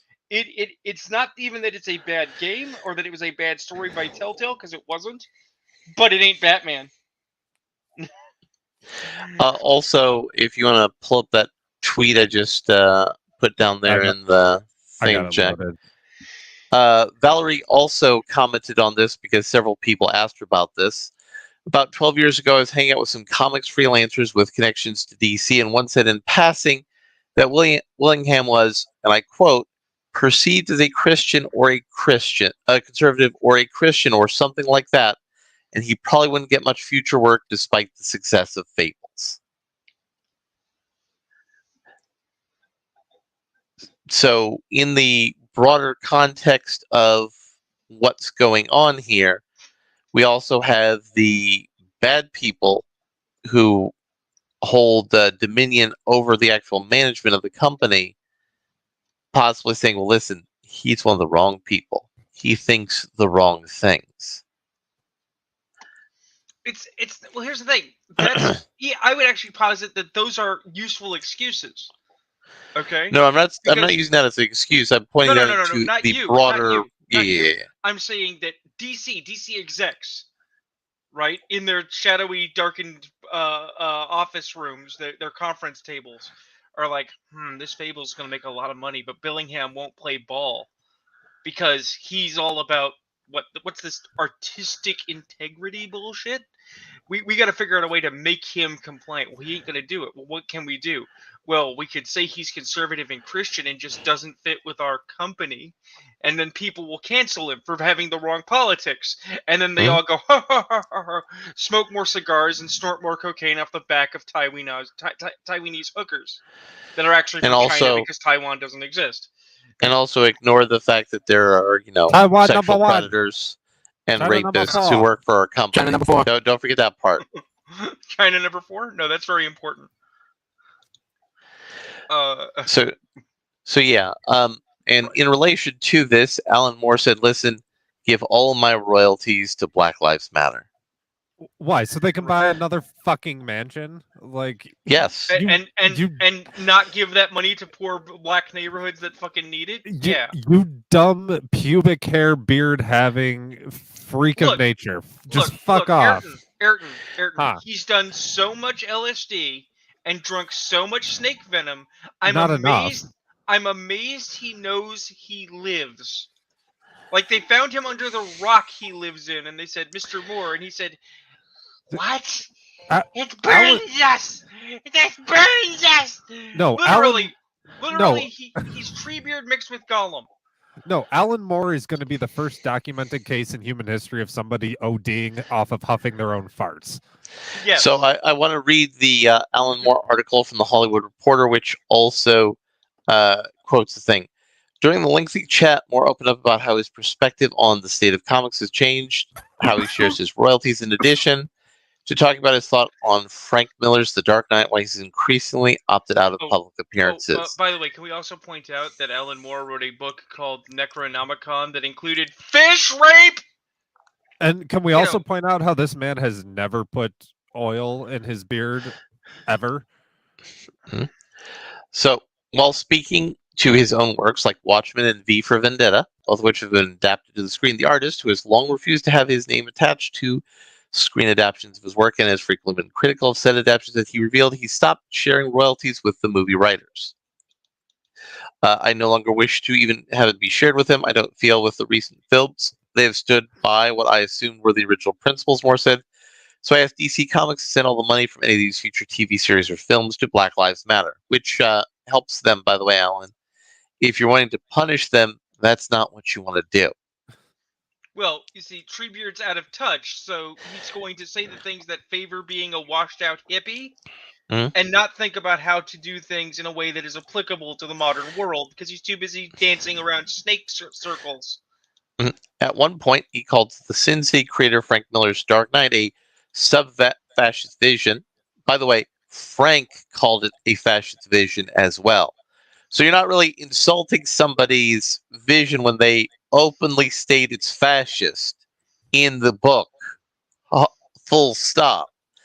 Adding the idea of one man, perhaps on horseback, who can sort out this mess, that's a bit too Birth of a Nation. And oh, by the way, that's also not what's in the book. Actually, that is. Well, no, because it's a fascist archetype Superman versus a fascist archetype Batman. Yes, and but Batman there is a scene where Batman and Robin ride horses into the city to save the day. That actually does occur. Yes, but I mean that's a little too on the nose of analysis. Discussing the growth of adult fare in comics, Moore addressed his own role in it, noting, "I didn't mean my experiments with comics to be so immediately taken up as something the whole industry should do. When I was doing things like Watchmen, I was not saying that the dark psychotic characters are really cool, but that does seem to be the message that the industry took for the next 20 years, he added. I mean, if that's the case, why did you continue to do dark, edgy things? Like have a woman be raped by an old one? Well, see, I have the answer for that, too. Or deep one, excuse me. It's because Alan Moore is... It was deep. The answer is because Alan Moore is actually the dried up hippie version of oh shit, what's his name? The guy that almost sued Ridley Scott for Terminator. He was a writer on B5. It's gonna drive me crazy. Wrote I Have No Mouth and I Must Scream. Harlan Ellison. Right. Harlan Ellison, as some of you may be aware, was intentionally litigious. He started suing anyone he could for anything he perceived as an act or a trespass or an affront on his work, and spent the later parts of his years either writing or speaking very nasty, very bitter commentary about how TV and film had screwed him repeatedly, and he had always been cheated of his due royalties in Trad Pub because of basically no reason other than he felt he deserved more money because he was Harlan fucking Ellison. Okay, now I'm not going to try and defend Trad Pub or TV or movies and say that they didn't screw people all the fucking time. You know they did, right? But he was not a child. He knew the industry, he knew the game, he was party to it for fucking decades. Harlan Ellison was involved. He didn't actually try to change the game or make it better. Alan Moore is the same way. Oh, Alan Moore, the great creator, got fucked by DC and Vertigo. Oh, Alan Moore had his ideas stolen by film. And you loved the money, didn't you, Treebeard? You fucking took it anyway, you prostitute. So a prostitute has more morals than him. Oh no, he's just a really cheap prostitute. He takes the teeth out if you give him those $1. have the most morals. Get the best bang for your buck with those. So I do want to talk about something else that's come up that is related to Englishmen that look like hobos. If you want to click on the link from the account that is certainly not the Twitter account of Ethan Van Sciver. It is totally not Ethan Van Sciver's Twitter account. Oh, we're talking about this. Oh, okay. Never mind. Yeah. This man is innocent, being persecuted by the leftist establishment. The fucking Matrix. Note, Ethan Van Sciver, I mean, the corporate account that is totally not the account of Ethan Van Sciver, is directly quoting from Andrew Tate because he's become an influential and persuasive voice on the right. I mean, no, Russell Brand isn't a voice on the right. Did he do it? He's from Hollywood. That den of entitled perverts is entirely corrupt and criminal, but he's escaped. And they're trying to reel him back in. So, for those of you who don't know, Russell Brand Back, I gotta go get my aluminum foil. Has been accused of sexually assaulting some people. Let me read the article from the Mirror. Russell Brand transformed life after addiction, and he denies sexual assault claims. Russell Brand struggled for several years with substance abuse and being a self-confessed sex addict. However, Brand now lives a completely different life after falling for his childhood sweetheart. The 48-year-old comedian was used to being front-page news during the heights of his fame, with crude jokes and celebrity spats, romance, and TV antics making the news. However, the star reinvented himself as a YouTuber, a wellness guru, and a married man. I would not take wellness advice from him, but such is the thing. Well, remember, wellness doesn't actually involve health. It involves a generalized sense of wellness. So basically, he's going to spin bullshit, and you're going to give him money for it, is the idea. Yes. Russell has found himself in the headlines again after allegations of sexual assault and rape were made against the star in a joint investigation with the Sunday Times, and Channel 4's Dispatches program. The investigation heard accounts from 4 women who alleged incidents took place between 2006 and 2013. By the way, do you know what that means? I do not, but I'm sure you can tell us. It's almost the statute of limitations, isn't it? It's past the statute of limitations. For 2013, though? Yes. Statute of limitations is generally for prosecution of crimes. Oh, yeah, never mind. I forgot what year it was. Yeah. Brand took to his YouTube channel to issue a 2-minute and 45-second video statement to deny the criminal claims. Note, criminal is put in a quote before they came to light. So, people who he had sex with when he was drugged out, coked out, an a-hole, a sex addict, a weird creep, they're saying, he raped me, but I didn't bring it up when, it legally could have been addressed. Can I point out something funny here? So you're saying the statute of limitations has passed on these accusations. So in fact, there's nothing to them. I didn't say there's nothing to them. I'm saying it is extremely suspicious. Right.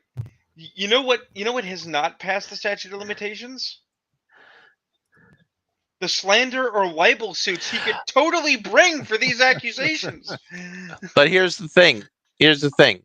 They are saying the way it works in England, it is nearly impossible for him to defend himself from this because these people are saying, well, I felt it was this way.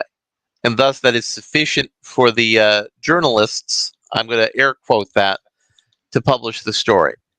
And I'm not really interested in the accusations that Russell Brand, when he was a drug fiend and a sex fiend, might have raped somebody. I'm not interested in that. What I'm interested in is, why in the fuck is Ethan Van Sciver defending him? I mean, the only thing he's done that's Ethan adjacent is he let the Critical Drinker on his show. Why are all sorts of right-wing influencers defending Russell Brand? That is really fucking weird to me. They saw how much money Johnny Depp brought. Right. I made a joke earlier when I mentioned the Spider-Man thing. I said that that, referring to being pissed off at comics, is kind of our brand. I know we all want to be the positive, happy zone talking about comics because we love comics here. But the fact of the matter is, we talked positive about some comics earlier. We did. But people do sign in to hear Joe flip out about WotC. Okay, it's true. And we got that in too. I'm not living in denial. I tune in to you flip out over bad cooking videos that I bring to you. Right. I'm just saying, I'm not living in denial that a certain amount of our viewership comes from outrage. Okay? So, yeah, no, Church has the right of it. They saw how much money and how much attention the Depp thing got. They're thinking, oh, wow, ground floor. And they want on board. They want those fat stacks. Because, as we all know, not Ethan Van Sciver is also not making as much money and not getting as much attention as he was because people are not buying Cyberfrog. Well, I mean, maybe not Ethan Van... $250,000. So he's down from almost $2 million on the first book. Yeah. Maybe not Ethan Van Sciver would have made money if not Ethan Van Sciver actually got books into people's hands. Oh, you mean if he had actually fulfilled? That's the if he fulfilled in a reasonable, time frame window, and I mean that's the weirdest shit I've ever heard. That can't be true. That can't be how that works. Why would somebody do that? Yeah. No. Larry, I think you're right. I think you're up a creek this time, man. Nobody fulfilled. So, by the way, speaking of EVS and fulfillment, I finally got Cyberfrog Wreck Planet, and it was stuffed with a bunch of bullshit in the box that's just taking up space in my camper now, and I'm really annoyed by it. I haven't even read the book. I like flipped through it to look at the art and to see the printing. The pages were sticking together, which gross. That was interesting. Yeah, that's a problem Ethan's printer has is the ink sticks. Well, see, oddly enough, this is a subject. But now I have this fucking Cyberfrog figure just sitting in here that I kind of want to sell on eBay because I feel like somebody will buy it. But I also don't want to go through the hassle of having to deal with selling it on eBay. So I'm just stuck with this fucking thing. Here's the thing, because this is a subject that actually came up. Send it to me. I'll put it on a shelf. This is a subject that came up in my circles today as well. So some of you might know a guy called the Basic Expert. Okay. He recently came out with a tabletop RPG set in Mesoamerica. Specifically Aztec. And he's getting a lot of grief because people are like, did you have an indigenous person write this? Or do you know indigenous people? And he's like, bro, I am one. Yeah, it's like, hi, I'm brown and I might be of Aztec descent, so fuck off. Okay. But that's not the thing of it. The thing of it is that today, someone you might know by name of RPG Pundit and his best butt buddy, Ryan David, got into it together and were shit-talking the Basic Expert's book. Now, I don't know the particulars of the shit-talking, but they didn't talk about his Aztec book. That'd be dangerous. That'd be hot. They were shit-talking his sci-fi book, Atom Punk, which is designed to replicate in loving detail, with all the serial numbers filed off, Fallout. It's never claimed to be anything else than that. It's never claimed to be anything other than that. And their super genius commentary is, well, this game kind of sucks. You should just play our game instead, because our game is better. Because that's their brand. Their brand is shitting on other people's brands to try and make their shit brand look good. That's how they sell their books. It's awful.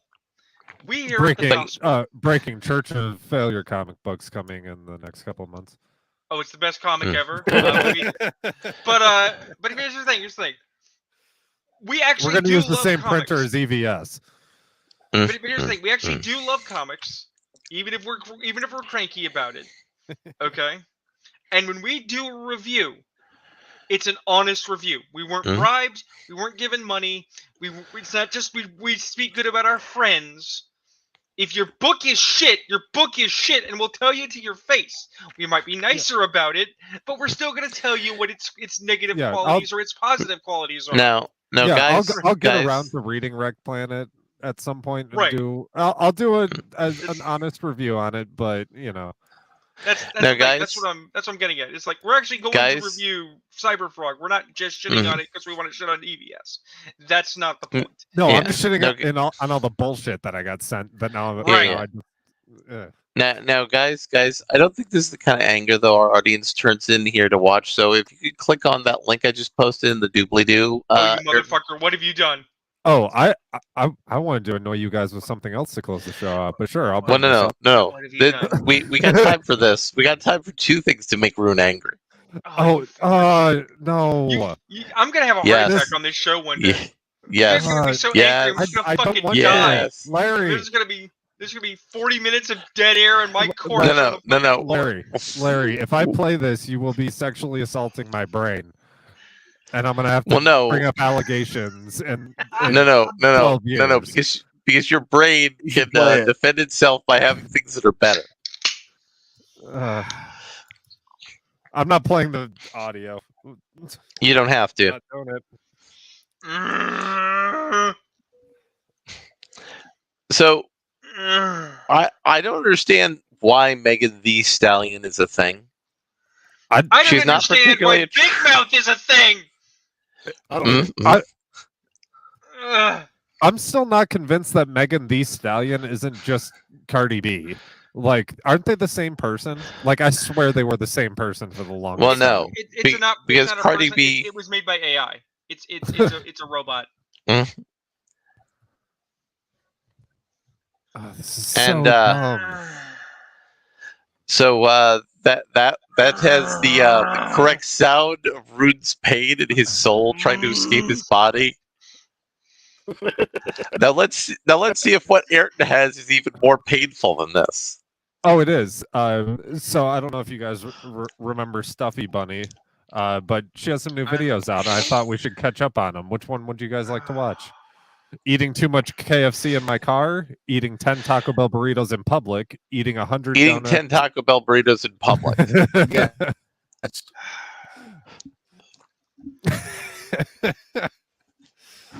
Oh, I have to answer a question. Let's see, which brand would you consider buying from? I've never heard of these. None of the above. Submit answer. Show me the video. Stuffy Bunny. My only question is, that's what I want to buy. Like a human I just want to. Is she going to eat them like a human being, or is she just going to stuff them in? That's what I want to know. Hello, it's Stuffy Bunny, and I have a lot of burritos. I have 10 burritos. Which burritos? Yeah, she Get them on the background music. craving menu? Are those the dollar menu burritos? It says Supreme. No. That's like my main hope. Right, but that's just the wrapper. That's the Taco Supreme wrapper, but I don't think those are the dollar burritos. You guys severely overestimate how far a dollar stretches these days. No, I know. The craving menu is actually $1.75. Oh, that's a tiny burrito. You know how many calories is in that burrito, Ayrton? No. 450. 100. Oh, is it 450? It's 450. At least she's eating it like a fucking. We got about 45. We got about 4,500 calories. Yeah. Also, I just want to point out that. So she has. Hold on. Look at that. She's got that nice big white stain right there on her shirt.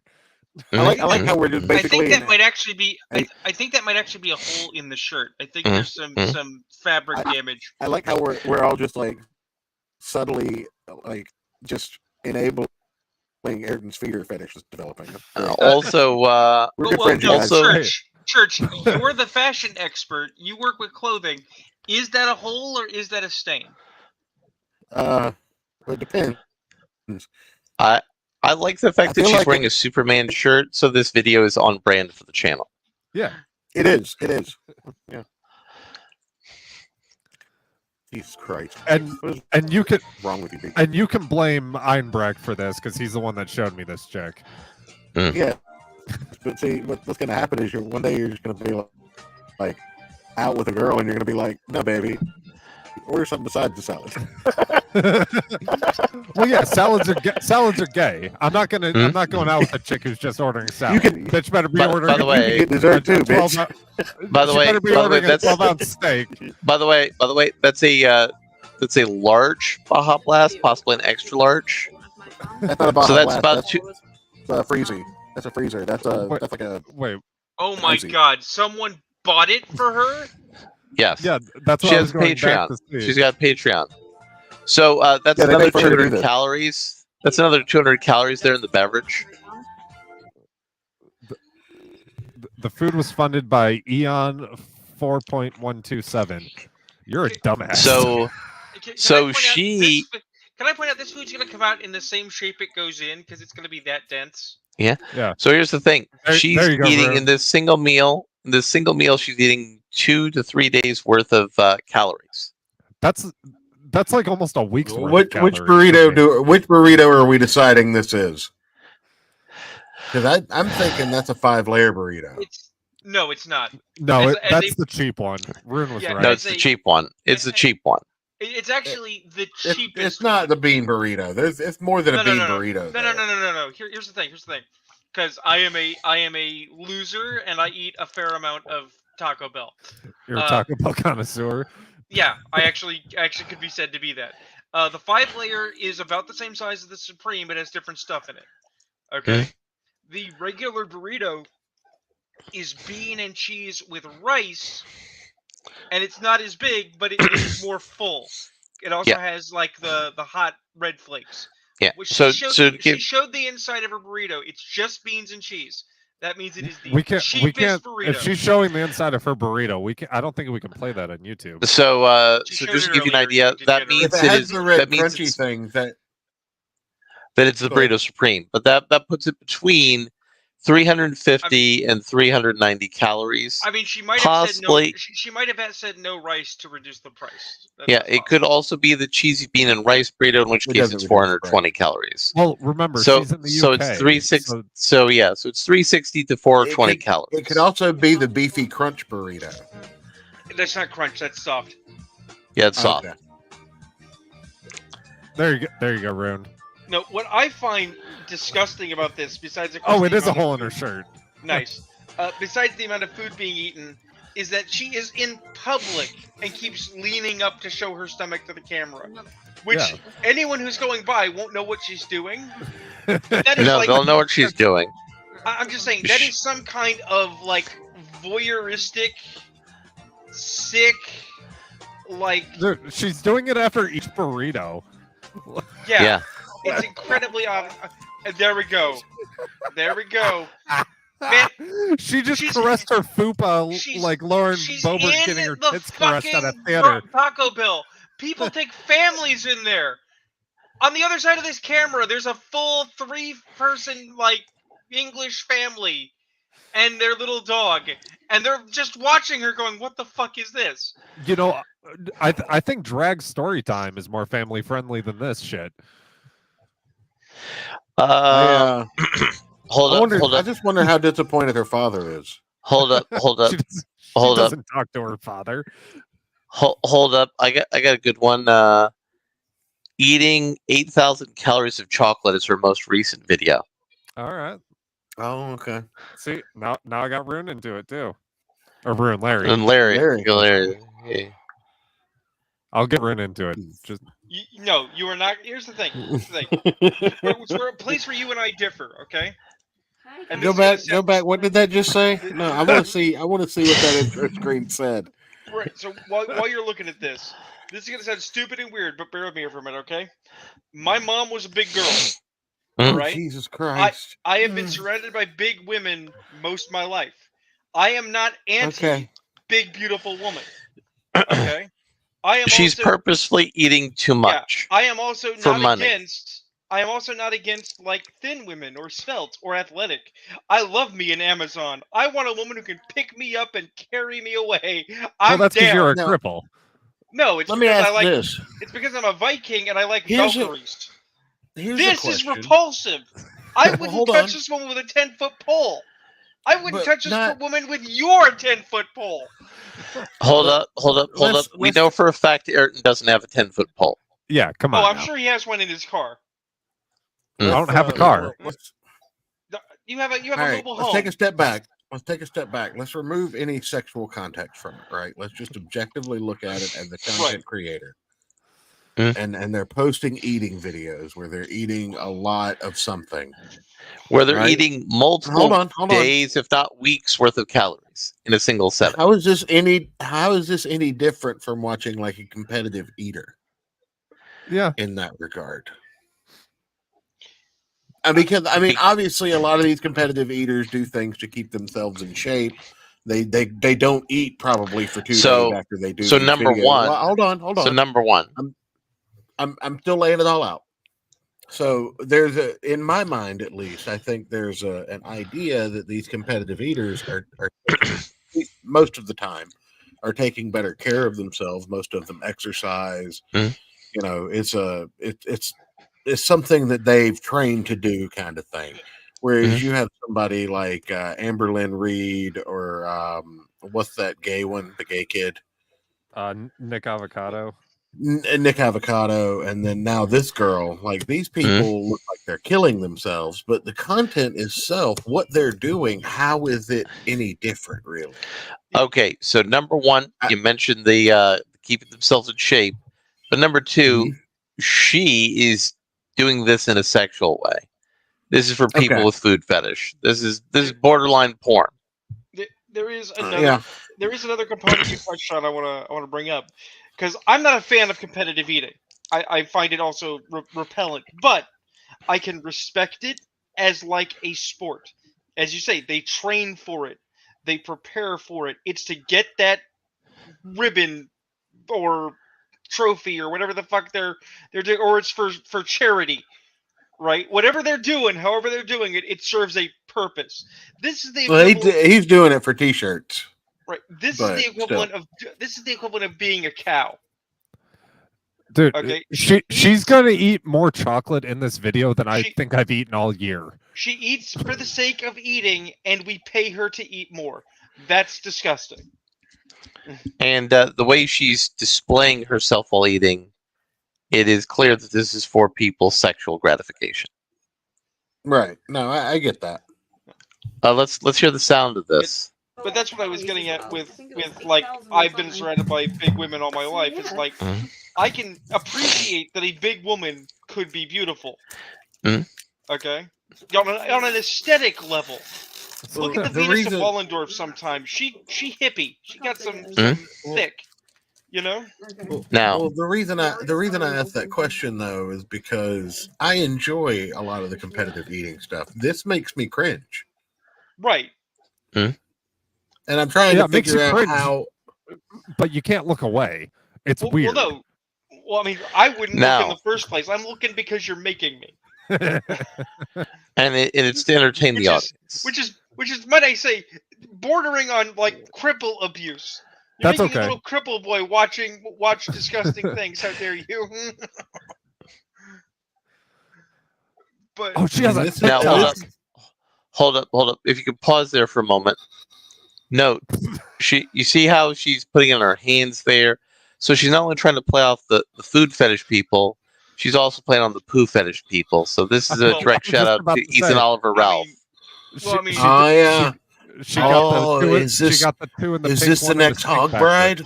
I mean, I think she could be the next Hog Bride. Well, I mean, all she has to do next Should we is put take them in off her contact? shoes and step on I something think so. sticky. Is that interacting with the cow too much? It is. Cute? It is, but I mean, I think maybe we should talk to somebody who knows Ethan and who doesn't care about him. That's anybody.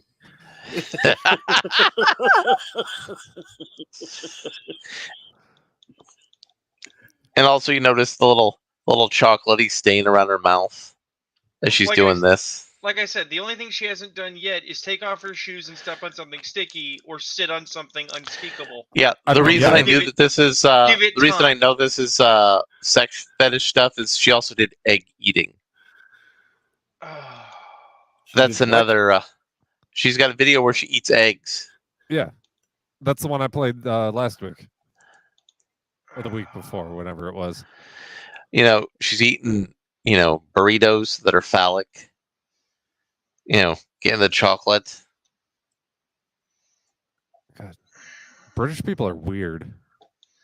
It's not just regional. British people. This could be an American and be weird. Yeah, but she's British and it's weird. So British people are weird. When it's an American rune, they end up in the Middle East, married to a Muslim guy. Chantel's Canadian. Oh well, that explains a lot. Isn't Nick Avocado Canadian as well? Mistakes were made. I have no idea. And she's doing a lot of facial poses in her thumbnails that make her look like Belle Delphine. Jeez, look at that! Look at this slob! Right. Look at that!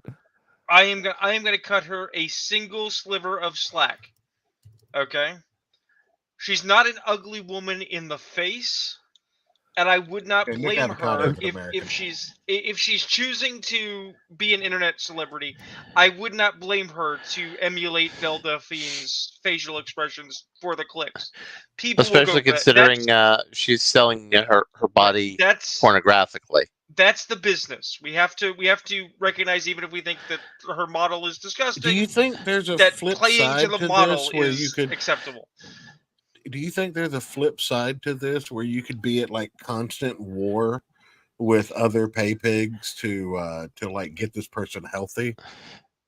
Like you just outbid them. Well, hold on. Make her like eat healthy and exercise for money. Well, what we need to do is we need to get another fat chick who's eating herself to death on YouTube to fight her in a boxing ring. Well, see, that's my thing. Is I actually find the very idea of pay pigs offensive. Anytime I encounter a seemingly powerful woman who says I'm a findom, and I'm like, okay, and then says, and I have pay pigs. My potential erection is non-existent. It ceases to be. The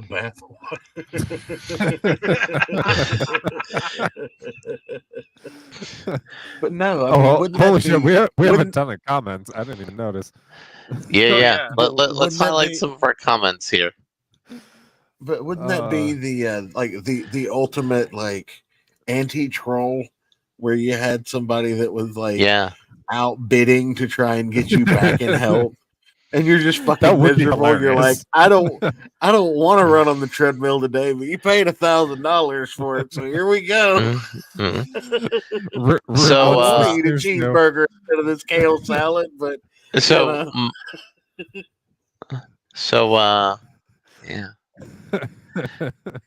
So I have a question for y'all.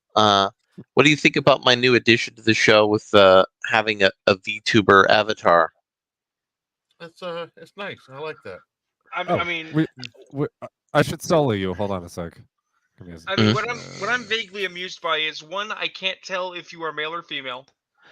Well, I mean, and secondly, I have seen the real Larry, and this is so not we also have you, to figure Larry, out how that I find it amusing. Your screen can fill up your square fully. It worked on the touch stream. I don't know why you have that black edge on this one. Oh, the black edge is just like I was trying a different background. Oh, gotcha. Yeah. So your VTuber name is Mellow Lanes? No. Okay. So let's see here. So I wanted to do. But yeah, so this is something that I got a friend put together. Only cost me $100. Very androgynous. I like the ability that you can put different things in your shirt there. Your chest is basically just a void that you can shove a PNG in, right? I mean, it's where we're going to advertise our shirts. So if you see here, it does have curvature. It does have curvature. It has boobs, and not just boobs. There's a skirt, Oh, you have feet? Yes, Larry. So this was not. So this was. So this was not made by Rob Liefeld. Well, I also, unfortunately, Larry, I have to inform you because we've ordained it. You talk about the Roman Empire a lot. You're probably a man. I mean, yes, but that's fine. Man, I'm gonna start doing that. Just ask girls Are how you often gonna they do the voice change thing? Are you already I've been working on it. I've been working on getting a voice changer, but I haven't found one that I found acceptable. Are you gonna make Finster / Pippa Pipkin? I don't know. But currently I have Bucko Bruce, the old mascot from the Tampa Bay Buccaneers. But he's Bucko Bruce in the framework of the throwback jersey that they made, where there's actually using the current color scheme, but the Bucko Bruce logo.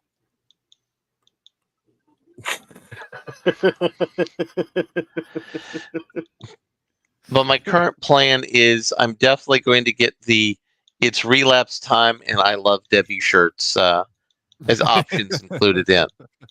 Those are going to be some things for shirts. Okay. All right. So yeah, this is what files. This is what I'm willing to do for the show. So see, I would do that, but my computer's CPU would just melt if I tried to run this program. And Larry, OBS and StreamYards. I'm gonna drop an ad for someone else here, but it's not really an ad; it's just a suggestion. If we get them on the show, though, let's go for it. There's a YouTube channel called Absolute Unit, and they have they have a VTube character that I think is very much in keeping with our sense of humor here, called Tonkatsu Sinclair. Yes, I'm familiar with Tonkatsu Sinclair. I love Tonkatsu Sinclair. But this was inspired by that autism and boobs chick, and I came up with something I thought would be interesting. Like, for example, if I adjust one of my settings here, you'll notice that the boobs are trying to launch out of the chest of the. Yeah, good. That makes me not uncomfortable at all. Except, of course, in every way conceivable. And also, this was made using Unity assets and downloadable Unity features, which means that the freeware software that I'm using to run this on, it cost them 20 cents for this wonderful thing. And for the person who built the VTuber avatar, they downloaded 2 different Unity-based software, so it cost 40 cents for them. So this actually has cost other people completely unrelated to me at least $1. Well, it's going to cost more every time they now have to install Unity, but that's a different problem. Yes, but Nintendo might actually be solving that problem. Oh, good, because I have friends who are programmers who are freaking out about the potential loss of their livelihoods. And I'm like, no, you're going to be fine. They're going to roll it back. They can't honestly be that stupid. Well, here's the thing: a lot of legal scholars argue that. A lot of legal scholars argue that terms of service agreements are kind of legally bullshit, and nobody's had the money or resources to enforce them. But you know who does download a lot of Unity assets?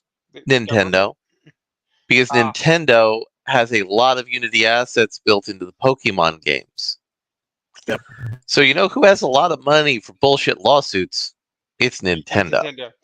Yeah. You are right, Church. They can be that stupid, but the thing is that Unity trying to extort their users for more money in this way will just drive them to free things like Unreal.